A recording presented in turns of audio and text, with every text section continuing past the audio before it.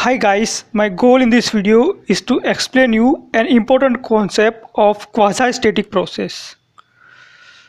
So the word quasi means semi or almost. So this process is almost kind of static process. Now to explain this process, I will take a system of piston cylinder arrangement.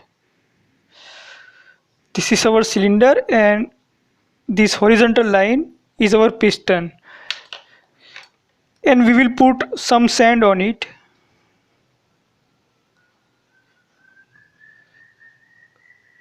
These are our sand particles, and let us say we have gas inside this volume and it is at initial pressure Pi and this initial volume is Vi. Now we will plot this characteristic in PV diagram.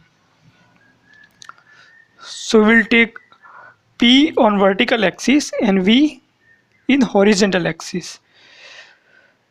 Now let us say our initial volume is Vi and initial pressure is Pi. Initial state is represented by this point 1. Now let us remove this single particle of sand. So this piston will move a tiny bit about of upward direction. So this piston will move a little bit of up. Let us call this dx. Actually let us call this dv, change in volume dv. So our state 2 becomes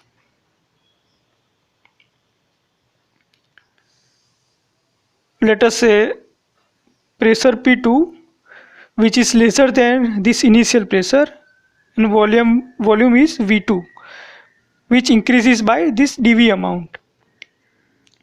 So we can represent point somewhere here. So this is our state 2. So likewise, if we remove all these sand particle one by one, and if you reach if you remove sand particle one by one, let us say our stage 3 is here, and if you reach a final stage, let us call this final stage F,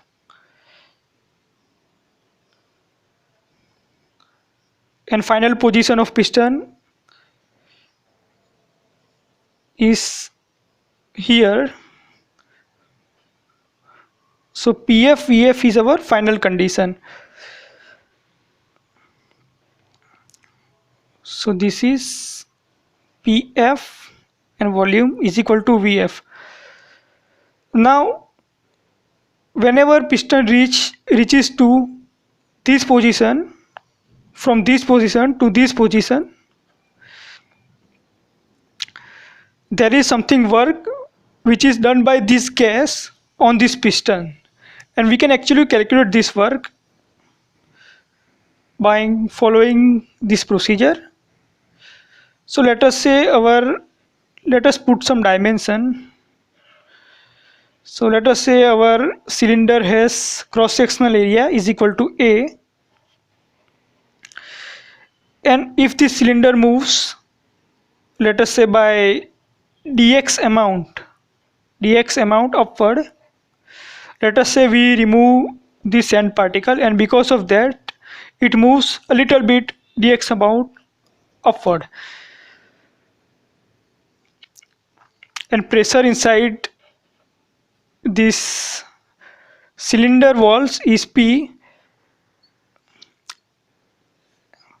Now when we remove this particle, and due to this small displacement, very tiny amount of displacement of this piston, pressure remains almost same, P1 almost nearly equal to P2.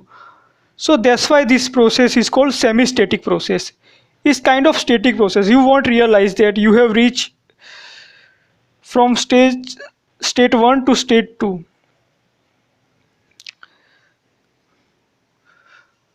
So it takes a very much amount time to reach from initial stage to final stage. So let us say pressure inside this piston is P. So obviously the force on this piston would be pressure times area. So force will be pressure times area of the pistons. Hence the work done, let us say small amount of work dW is equal to force times displacement dx. Now force is equal to pressure times area. Now A times dx means this area times that displacement. So that means this area times this displacement. It means this volume dV is equal to area times displacement. So we can replace this quantity by dV.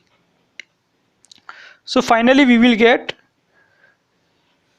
P dV is equal to small amount of work. Now we can integrate from point 1 to final point F in order to get total volume dW. So is equal to 1 to F P dV.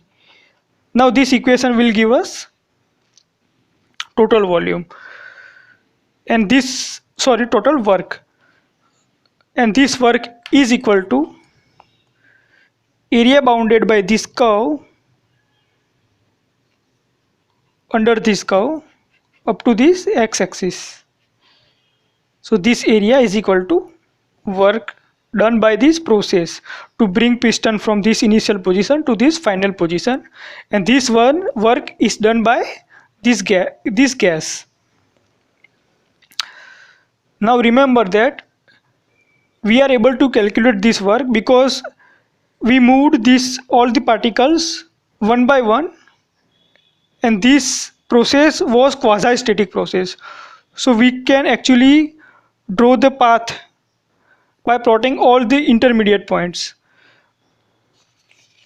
But let us say what happens in real life. Let us take a real life application. Let us say it's our engine of our bike, and it moves around 3000 rpm. So obviously piston would move 3000 times up and down in 1 minute. So it is very rapid process. So this process is not quasi-static process.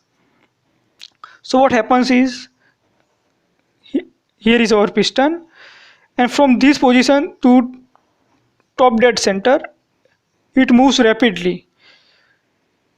So these air particles which are, or say gas particles which are nearer to this piston or which are attached to this inner surface of these pistons, moves very quickly, and this particle remains as it is for tiny amount of time, and hence when piston moves rapidly from this position to this position, we have variable density of gas particle. So here air gas is less dense and here it will be more dense. So pressure is obviously not uniform inside this volume. So we cannot plot a path. Actually we know pressure and volume at initial position, and when piston reaches to this position after some amount of time, this dense particle will move in upward direction, and when equilibrium reach we will get PF VF. So we will know only 2 points, P1 V1, PI VI and PF VF. So we cannot plot intermediate points because piston moves very rapidly from initial position to final positions. Hence, we cannot say our real life piston cylinder arrangement is quasi-static, follows a quasi-static process. However, we can approximate engine which runs in very slow speed. For example, our air compression which are used in our air conditioner, and some other engines which runs at very low rpm. Let us say it runs on 500 rpm or something. So in this case we can say that the process followed by this type of engine is approximately quasi-static process. However, to calculate work in high-speed engines, we have to carry out actual test under testing condition. So we cannot use our knowledge of thermodynamics or this quasi-static process to plot this curve, and we cannot get these type of work equation using just our mathematical formulas. So for high speed engine we have no option other than testing, but yes, in case of low speed engine we can do this. Now finally, before ending this video, I would like to teach you an important concept which will be useful in further study of thermodynamics second law, which is reversible process.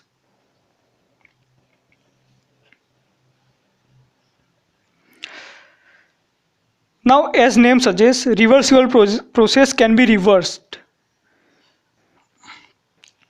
So for example, I have a piston cylinder arrangement and there is a gas inside this volume, and these are the sand particles. Now if I move a single particle, then piston will be going to upward direction. It will move slightly upward direction. Now let us assume that there is no friction between these cylinder walls and this piston outer surface. So no friction. We are assuming that no friction between cylinder and piston. Plus this process is obviously quasi-static as we are moving by tiny amount.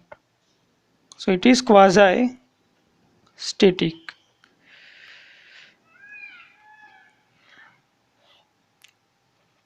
So let us say this is state 1 and this is state 2. So we will reach from state 1 to state 2. Now again we put back this particle into this piston, then we will reach to this similar state.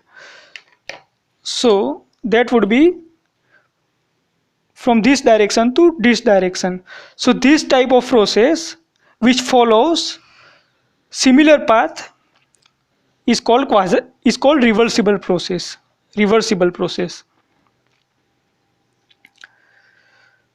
So the process which can be reversed is called reversible process, and for process to be a reversible process, two conditions should be satisfied. One is there shouldn't be any friction involved in this system, and second is process must be quasi-static. So this concept will be helpful in learning our thermodynamics laws in upcoming videos.